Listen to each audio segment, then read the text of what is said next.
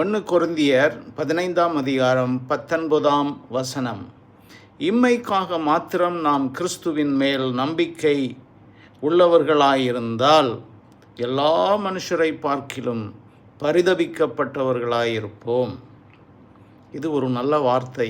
ஆவிக்குரிய கிறிஸ்தவர்களுக்கு, இயேசுவின் பிள்ளைகளுக்கு, தேவ பிள்ளைகளுக்கு, அதாவது பரிதபிக்கப்பட்டவர்களாய் நாம் காணப்படாதபடி தேவன் பார்த்து கொள்வார்.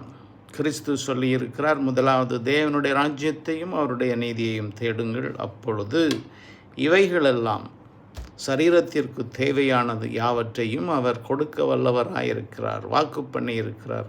அவர் உண்மையுள்ளவர், அவர் ஒருபோதும் மாறார், நேற்றும் இன்றும் என்றும் மாறாதவர்.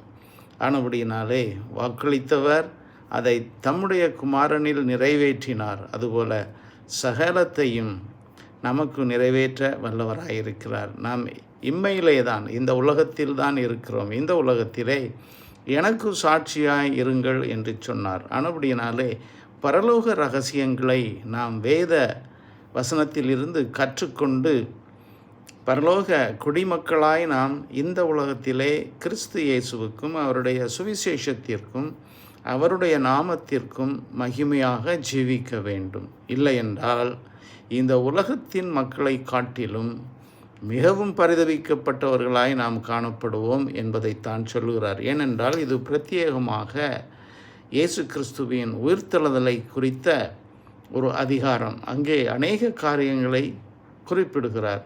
ஏனென்றால் மாம்சமும் இரத்தமும் தேவனுடைய ராஜ்யத்தை சுதந்திரிப்பதில்லை என்று.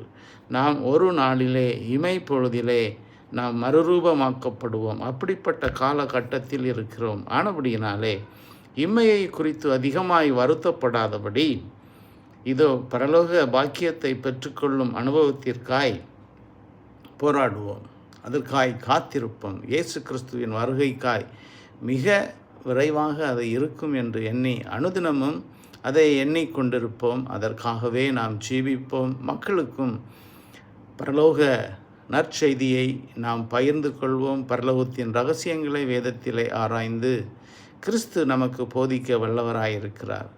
கிறிஸ்துவின் ஆவியாகிய பரிசுத்த ஆவியானவர் நமக்குள் இருக்கிறார். அவர் நம்மை காத்து கொள்வார், நம்மை வழிநடத்துவார். ஆனபடியினாலே இயேசு கிறிஸ்துவின் முதலாம் கட்ட வருகைக்காய் நீங்கள் காத்திருங்கள்.